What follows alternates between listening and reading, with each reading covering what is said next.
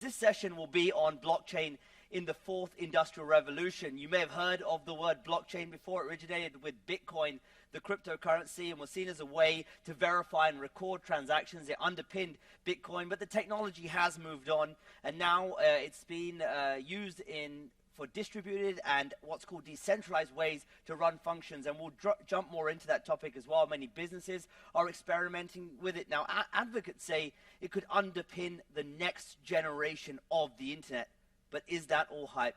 I'd like to introduce two guests now to discuss that with me. Patrick Dai, the founder of Qtum Foundation, and Yaoqi Jia, head of Asia at Parity Technologies.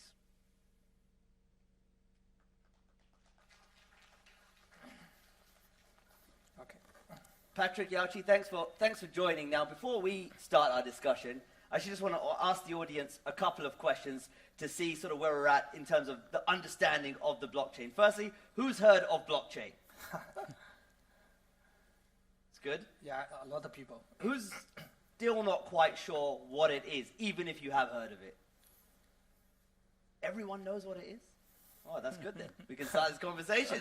So, I do want to ask, and Patrick, I'll kick off with you. Give us an overview of what you think the applications of blockchain are most promising right now as we move towards the future, and what are the most promising technology developments at this point? Yeah, so the blockchain is becoming more and more popular, and right now people are building like the decentralized finance application, the DeFi, and the NFT application, and also like the Metaverse application on blockchain.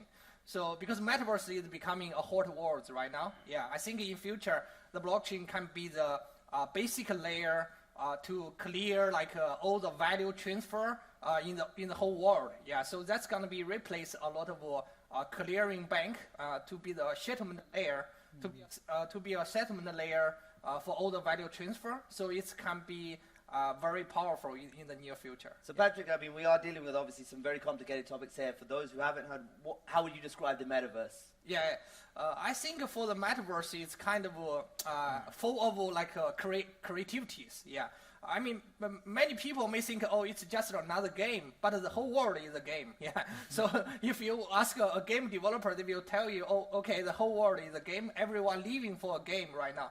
Yeah, you are earning money and you have a good job and you are doing a lot of stuff to make you looks better. Yeah, so the whole world is a game. So the Metaverse is full of like creativities and productivities. Yeah, and by this, people may think it's virtual, but the virtual and the reality do not have a clear bond right now. So I mean, the virtual world can have a big influence in our like a reality world. Yeah, we'll get back to the Metaverse in a minute for sure, because this, of course, is a huge buzzword in 2021, and no doubt will continue to be so in 2022. Yaoqi, for you, as you look at the blockchain space, what are some of the most exciting applications as you see it? What are some of the most promising technological developments?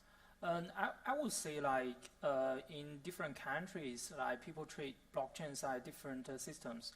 As Patrick just mentioned, right, blockchain systems are treated as a settlement layer for a lot of the decentralized financial systems. Meanwhile, like for example, in China, we use a lot of consulting blockchain systems as the underlying layer for supply chains. And meanwhile, in the future, right, if Metaverse is really the future of blockchain or for the internet, I believe blockchain systems or protocols can also be the underlying infrastructure for the entire like future system of the internet, for example, the Metaverse. Yeah. So blockchain can underpin many of these new applications. You're talking here about things like decentralized applications where, you know, perhaps traditional finance has a middle person or middle companies, whereas blockchain could disintermediate that to some extent, right? Yeah. Yes. Right. So let's dig into these two topics, because one of these is the future of the internet. The second is the Metaverse. Yeah. Start with the Metaverse. Again, quick show of hands from the audience. Who has heard of the Metaverse or understands what this concept is? So we have, it's an interesting idea because to me, sounds extremely scary. Living in these kind of virtual worlds, doing everything in these virtual worlds. But where does blockchain exactly come into play here? Like, what are the applications as you look at them in these so-called metaverse or metaverses? Yeah, I think the metaverse is like the blockchain's role in the metaverse world is like a basic layer to record like everyone's like a contribution. Yeah, and how many code you contribute, like what you do today, like and because our current like rewarding system for the society is like it's more like based on the capital gain, like the capital investment. But the metaverse can release more people's like productivity in the future. Yeah, so that's the reason like why all the people in blockchain world they are thinking, okay, we are building a basic layer, but that's not enough. You still need the VR and the AR, and you still need a lot of other technology together to build a set. Then you can really enable a metaverse world. Can you give me an example of where you see actually this helping productivity? Give me something specific. How could this help productivity? How do you see it, being able to sort of pay people better and Yeah, I think it's pay people better.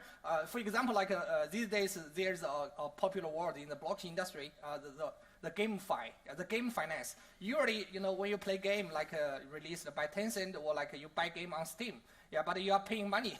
Every time you play a game, you are paying some money. But right now in blockchain industry, we have a new game like a play to earn. So every time you play game, you are earn some money from a virtual world right now, and the money you earned can be like a trade as a real currency. Yeah.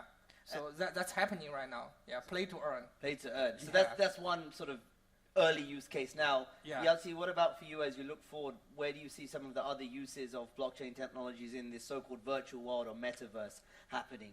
I believe one of the biggest change blockchain can bring to us is about the removing the intermediaries. Like for example, right now, when we use the mobile applications, for example, Didi or Uber, right? Typically, there is a big share or profits cut from the from drivers or the users and give back to the company.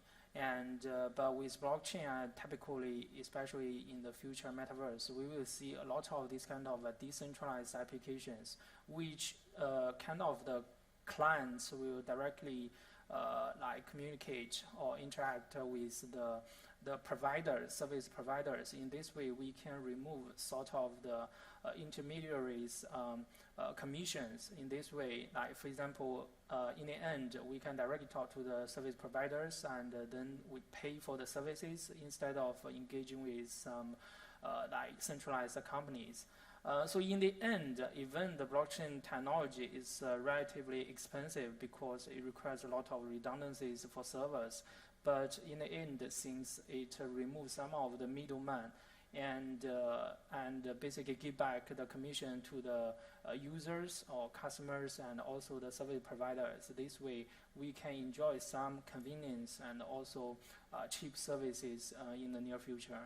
Yeah, actually, that's an interesting point you make, because you talked about Didi there, and Didi, of course, is a giant company. But also, if we look at the internet landscape across the world, there is a lot of power that is concentrated into the hands of very large technology companies. Yes, That's true. So, in your view, if you're talking about this example, I mean, how does potentially blockchain, restructure the internet in the future, and what do you think that means for companies like Tencent, Alibaba, Didi, Google, Microsoft, Facebook?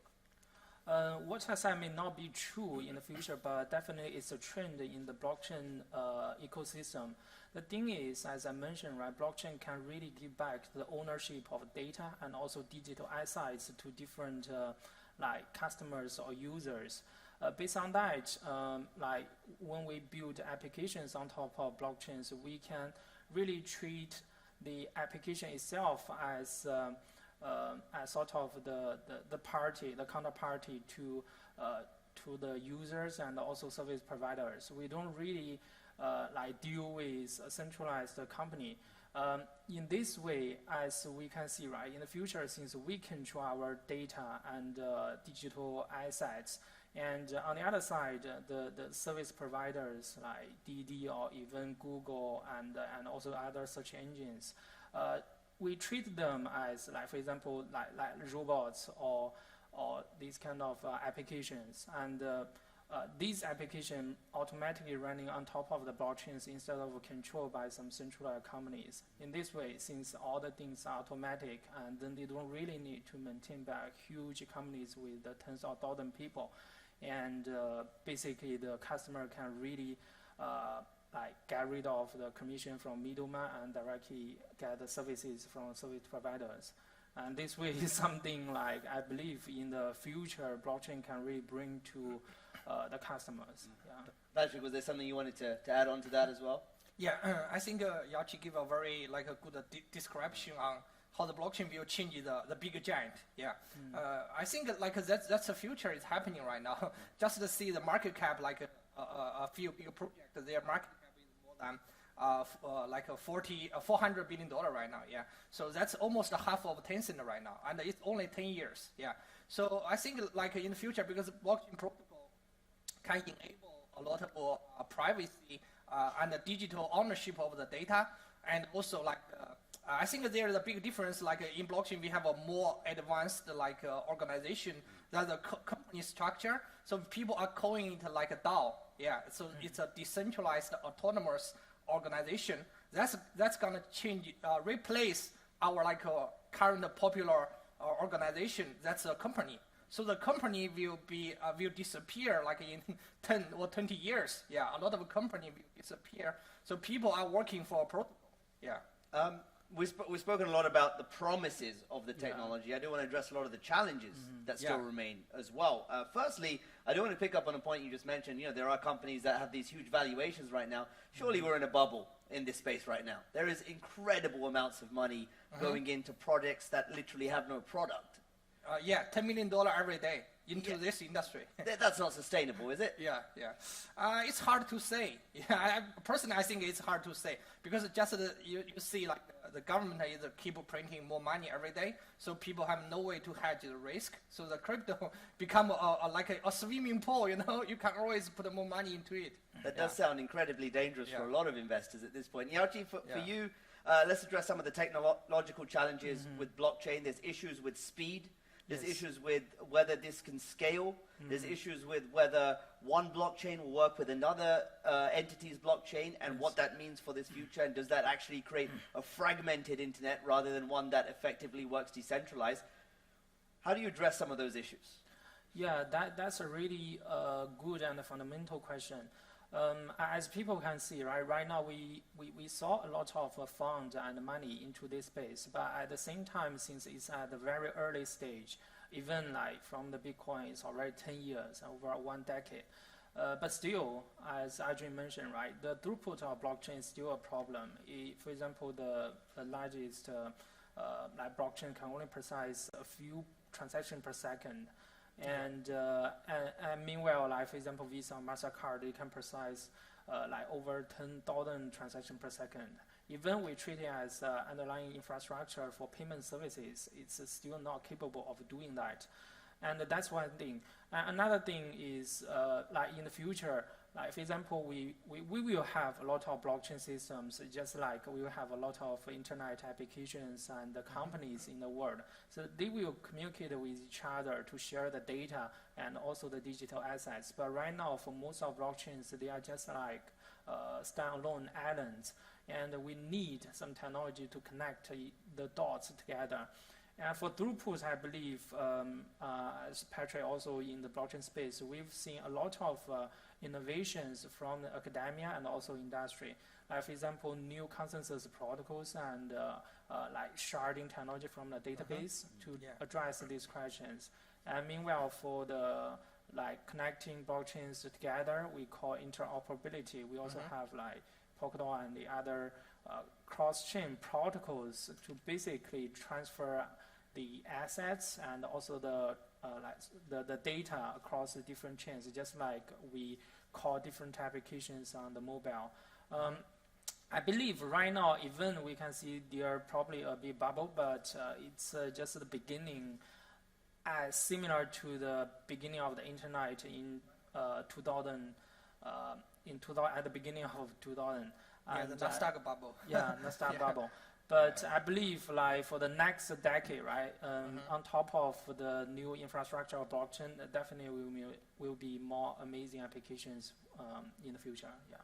And Patrick, on top of some of these issues, interoperability, etc. Yeah. Data. It's a huge thing. Some of these blockchains will be the new public. oil. The new oil. Yeah. But I mean, some of these blockchains will be public. Yeah. Some permission, some permissionless. Yeah. There's a lot of, and if we're going to, in theory, be doing more and more things based on the blockchain, that presents huge cybersecurity risks. So how do you make sure the infrastructure is robust enough where people are living, working in this virtual worlds, etc. Based on the blockchain? How do you make that technology as robust? Yeah. I think like the blockchain, usually like they have a more robust system. Yeah. The reason is it's more decentralized. Like for Bitcoin or for Ethereum globally, they have more than 10,000 operator. Like for Google, they have backup. Like they have one big database and they have another backup. But if something happens, it's not work. Yeah. So Google sometimes have some interrupt. Yeah. But for the Bitcoin ecosystem and the Ethereum ecosystem, they never have like a 1 second when down. Yeah. So it's pretty that's the basis. Like they have the consensus have as a decentralized system. Yeah. And also, I think, but still, there are many technical problems we are facing right now. The most challenging is scaling. Like, how can you make a scale system? Right now, the blockchain industry have like 40 million user, but compared to internet like user, we have like 4 billion user. Yeah. So it's only 1% of the internet user. So that's a pretty long way to go. Yeah. And just we've got a few minutes left, so I wanted to address the regulatory questions because around the world, regulators are looking at both cryptocurrency as well as blockchain technology and wondering what to do with it. Yeah. On the most part, here in China, in the US, in Europe, there's been a very negative view towards the tokens. In particular, slightly more open interpretation towards the underlying blockchain technology. Right now, how do you think regulators, and Yaoqi, I'll start with you, how do you think regulators should be thinking about this technology? Because at the moment, they're saying, well, tokens, big speculation, don't invest. However, blockchain, this is interesting.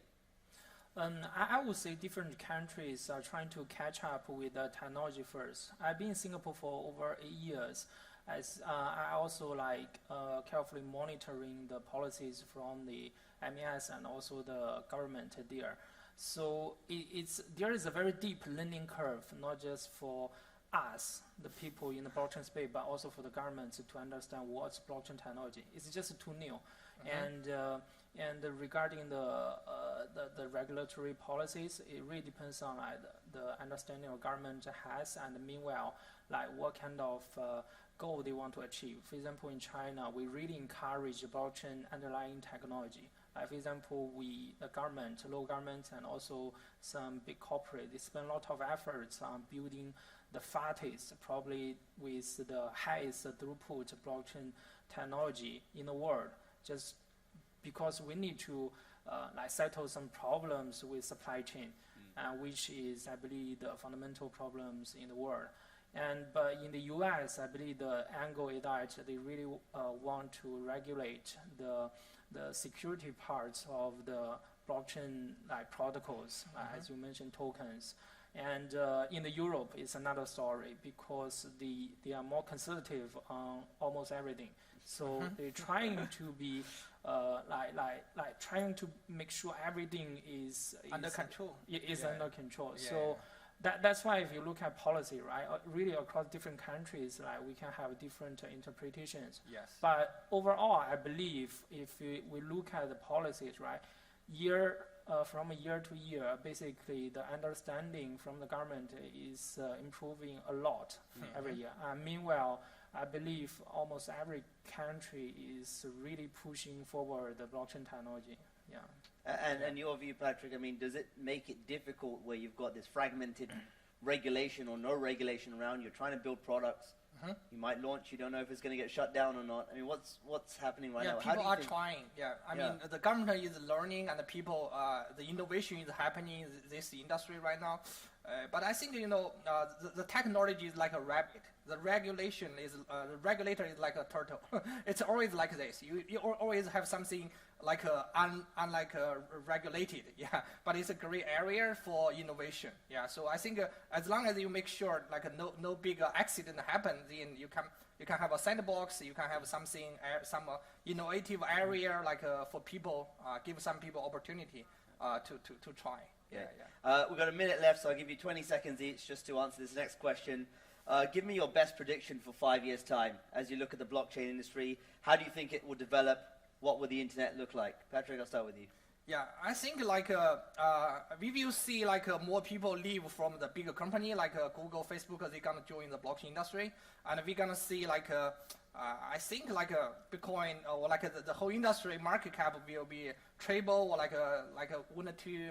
Right now it's $2.5 trillion. I think we're gonna go to $10 trillion. Yeah. Wow. Yao-Chi, your view?